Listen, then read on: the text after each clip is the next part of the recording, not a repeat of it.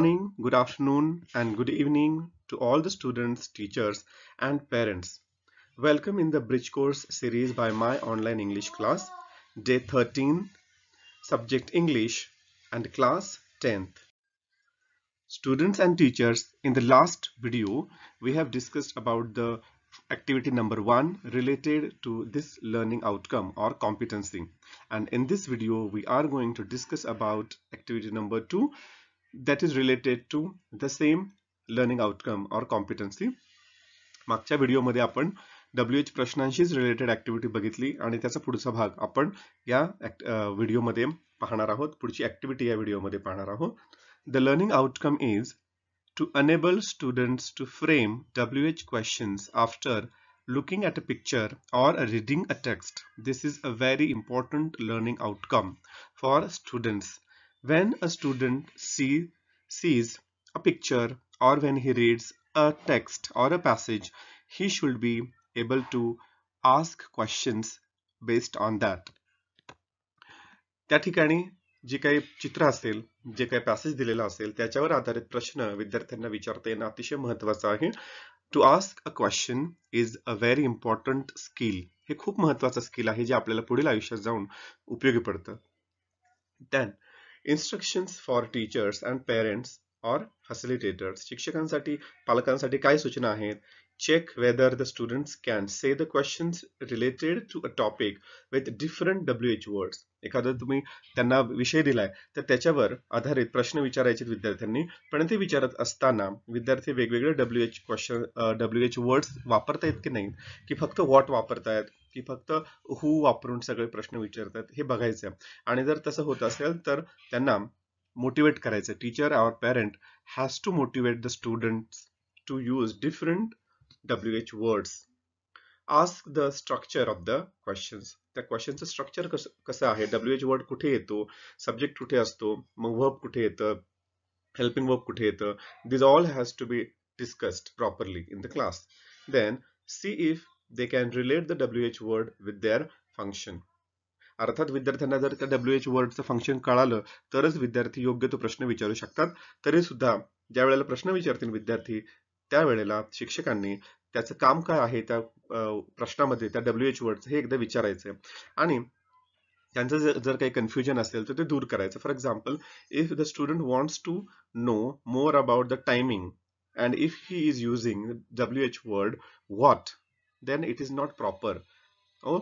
So teacher has to explain the students that WH word should be used according to their function. So when we are looking out for a time, we should use when. When we are looking out for a person, we should use who, like that. So these are some instructions that teacher has to follow.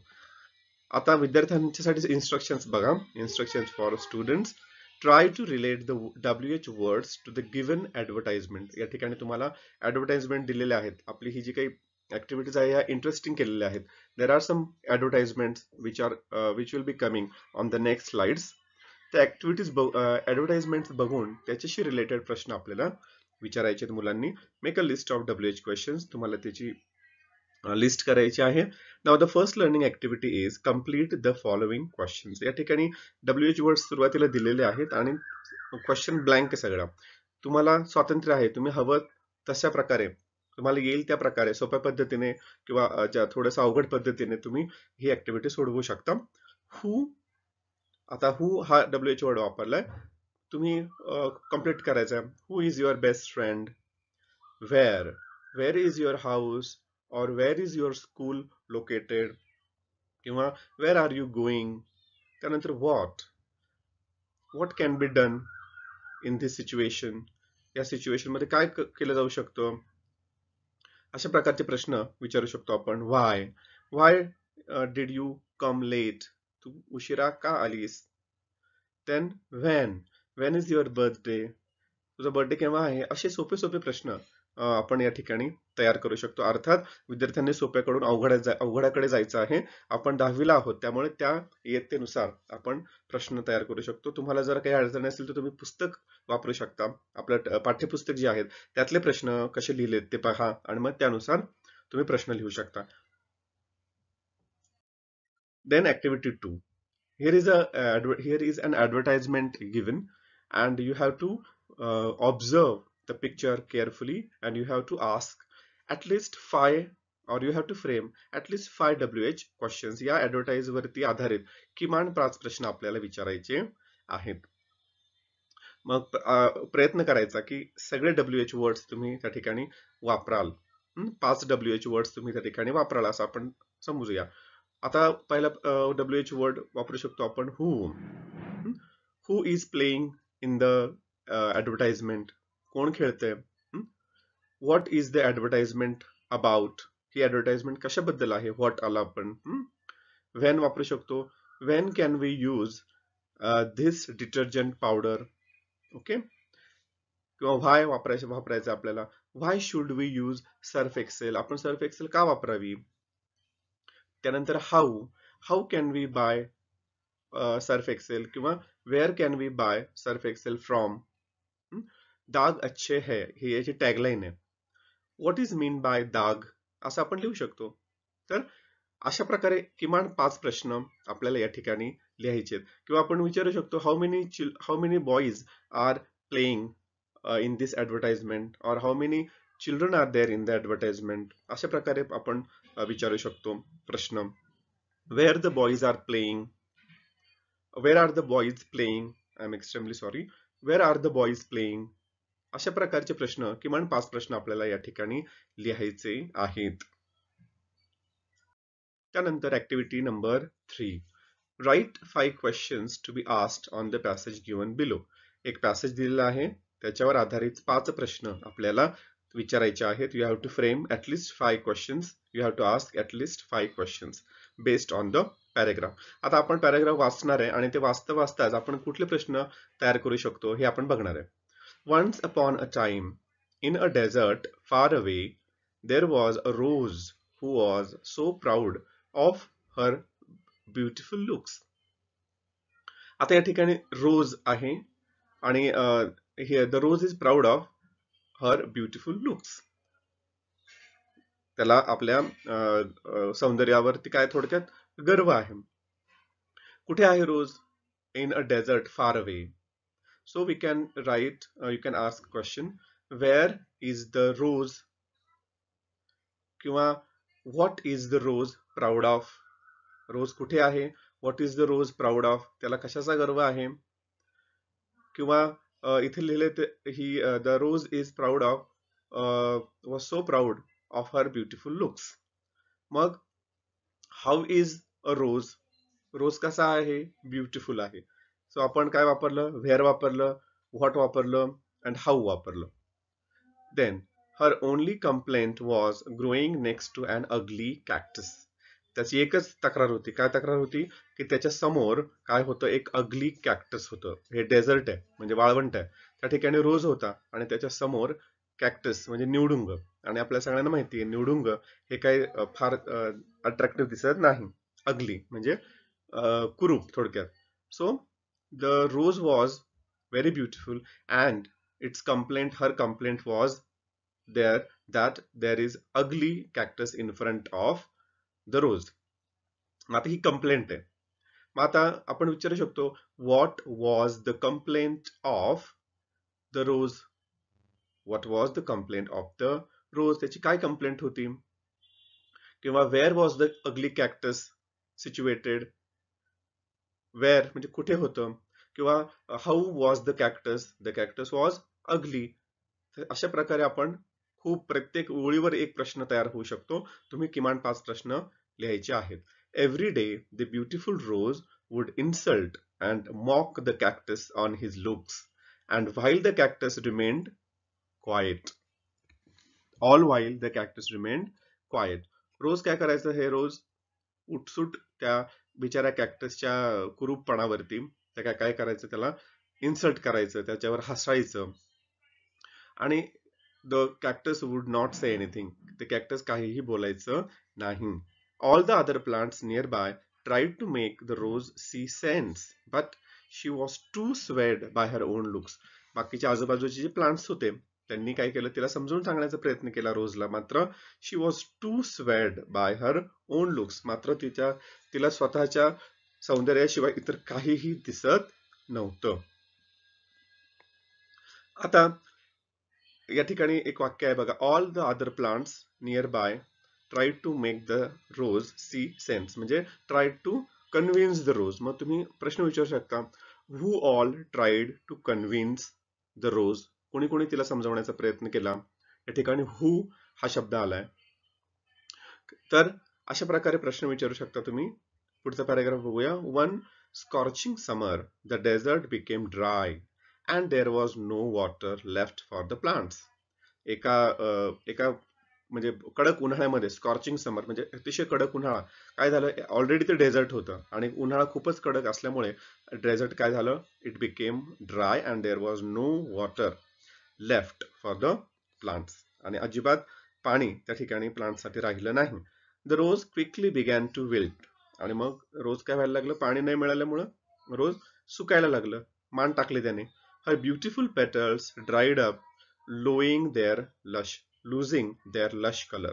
आणि मग काय झालं, ते जे रोज होतं, beautiful petals होते, त्याच्यात पाकळ्या होत्या, त्या गळून गेल्या आणि त्या वाळून गेल्या. त्याचा जो खूप सुंदर असा रंग होता तो काय झाला, एकदम निघून गेला.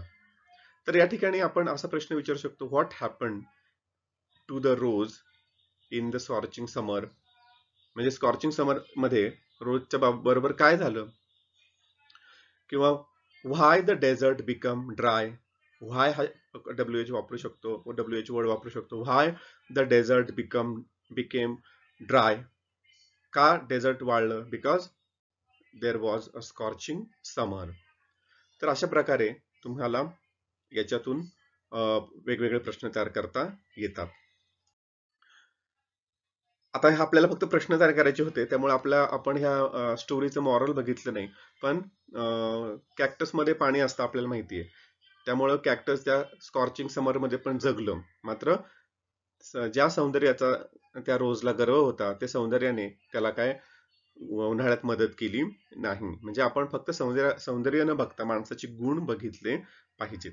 Now here is a solved activity or a demo. The teacher will give a short paragraph and ask the students to frame WH questions on the content.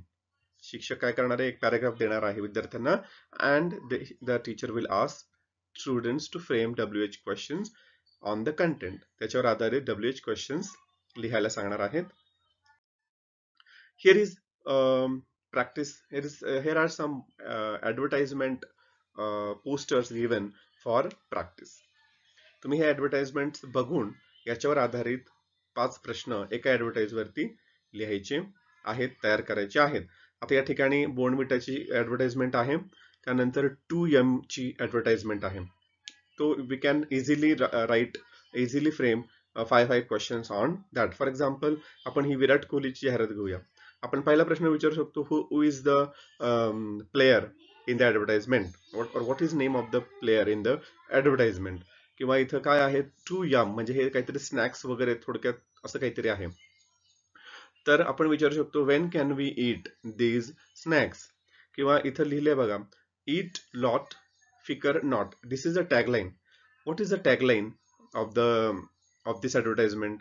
अशा प्रकारे आपण प्रश्न विचारू शकतो. किंवा या ठिकाणी बोर्नव्हिटा आहे, बोर्नव्हिटावर आधारित सुद्धा तुम्ही प्रश्न विचारू शकता. हाऊने सुरुवात होणारा प्रश्न विचारू शकता. How does Bournvita help us in our growing. आपल्या वाढीमध्ये हा in our growth. How does Bournvita help us in our growth. आपल्या शरीराच्या वाढीमध्ये बोर्नव्हिटा आपल्याला कशा प्रकारे मदत करू शकतो. तर अशा प्रकारचे प्रश्न, किमान 5 प्रश्न आपल्याला या ठिकाणी तयार करायचे आहेत. This is very interesting activity. Now here is a passage given. You have to read the passage and write or frame WH questions. आता आपण paragraph वाचूया. One Sunday morning, I received an invitation from a friend of mine, Mr. Sudhir, as I had come from the UK. काही एका संडेला मला एका मित्राचं invitation आलं. त्याचं नाव आहे मिस्टर सुधीर आणि मी आत्ताच UK वरनं परत आलो होतो. I got up early in the morning and started preparing myself. लवकर उठलो आणि तयारी करायला लागलो. My sister gave me a cup of tea early in the morning. सकाळी सकाळी माझ्या बहिणीने मला चहाचा कप दिला किंवा चहा दिला. Then I took my bath and got ready. मग मी आंघोळ केली, तयार झालो. My sister then again asked me to take some snacks and tea, but I refused to take as I was very anxious in getting to my friend's house. आणि मग अंघोळ झाल्यानंतर बहिणीने मला नाश्ता करायला सांगितलं आणि परत चहा द्यायला ती तयार झाली. मात्र आय वॉज व्हेरी अँशियस. मला माझ्या मित्राच्या घरी जाण्याची खूप घाई झाली होती, त्यामुळे मी ते टाळलं. शी केप्ट इन्सिस्टिंग मी to take a heavy breakfast, but I did not care for it. तिने मला सांगितलं की पोटभर नाश्ता करून जा, पण मी तिचं ऐकलं नाही. I walked out to the bus stop.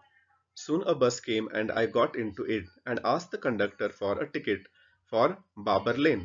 मग बस स्टॉपवर मी गेलो, त्या ठिकाणी बस आली, मी चढलो आणि बाबर लेन साठी मी तिकीट कंडक्टरला विचारलं. The conductor frowned at me saying, "This bus is not going to Babar Lane. It's going in the reverse direction. You can get down at the next stop and catch another bus." आणि असं विचारल्यानंतर तो conductor माझ्यावर भडकला. म्हणाले ही जी बस आहे ही बाबर लेनला नाही जात, त्याच्या विरुद्ध दिशेला जाती. तुम्ही आता पुढच्या बस स्टॉपला उतरा आणि दुसरी बस पकडा. I was baffled for some time at this sudden bit of information. आणि मी गोंधळून गेलो थोड्या वेळा करता की काय झालंय नेमकं. मला तर मी तर बरोबर बस पकडली होती असं त्याला वाटलं. Then I alighted from the bus and again waited for the next bus for Babar lane. मग मी बसमधनं खाली उतरलो आणि पुढच्या बससाठी, बाबर लेनला जाणाऱ्या बससाठी वाट बघत बसलो. असा पॅराग्राफ या ठिकाणी दिलेला आहे. हा पॅराग्राफ तुम्ही व्यवस्थित वाचायचा आहे. मी आता सांगितलंच आहे, तो ऐकायचा आहे. पुन्हा वाटल्यास ऐका आणि 5 प्रश्न त्याच्यावर तयार करा. Then some sentences will be given with underline answers. म्हणजे काही प्रश्न, काही वाक्य दिले जातील, त्याचा काही भाग अंडरलाईन केला असेल आणि मग तो अंडरलाईन केलेला भाग हा आन्सर येईल. अशा प्रकारचे प्रश्न विद्यार्थ्यांनी विचारायचे आहे. एक्सटेन्शन ऍक्टिव्हिटी काय आहे? Teacher will ask the students to make a list of questions related to their life. म्हणजे आपल्या जीवनाशी निगडीत किंवा आपल्या दैनंदिन जीवनाशी निगडीत, आपल्या माहितीशी निगडीत, आपल्या प्रोफाईलशी निगडीत काही प्रश्न आपण तयार करायचे आहेत. शिक्षक आपल्याला ते कसं करायचं हे सांगतील. For example, where do you live? तू कुठे राहतोस? What is name of your mother? What is name of your father? When did you born? तू कधी जन्मलास? म्हणजे बर्थ डेट आपण त्या ठिकाणी विचारू शकतो. और how do you come to the school? और where do you go for the shopping? अशा प्रकारचे खूप प्रश्न आपण आपल्या लाईफशी रिलेटेड तयार करू शकतो. पण लक्षात ठेवायचं आहे की असे प्रश्न तयार करायचे की ज्याच्यामध्ये सगळे WH क्वेश्चन्स येतील, म्हणजे आपल्याला त्याची चांगली प्रॅक्टिस होईल. Now here is the evaluation. How the students are going to be evaluated. A short story will be given on which the students will have to frame questions. एक story सांगितली जाईल, त्याच्यावर आधारित प्रश्न विद्यार्थी विचारतील. Teacher will give some sentences with the blank in the place of WH word. The students will fill them. म्हणजे WH word blank ठेवून प्रश्न लिहितील. ते WH words त्या ठिकाणी विद्यार्थ्यांनी योग्य ते भरायचे. Teacher will give sentences with underlined portions for which the students will frame questions. मगाशी सांगितल्याप्रमाणे वाक्य दिलं जाईल, त्याचा काही भाग अंडरलाईन केला जाईल आणि तो अंडरलाईन केलेला भाग हा प्रश्न म्हणून, उत्तर म्हणून येईल. अशा प्रकारे प्रश्न विद्यार्थी विचारतील. या ठिकाणी दीक्षा ॲपचा व्हिडिओ दिलेला, लिंक दिलेली नाहीये. Now most important is my takeaway. Today I learned. What did the student learn today? तुम्ही आज काय शिकलात?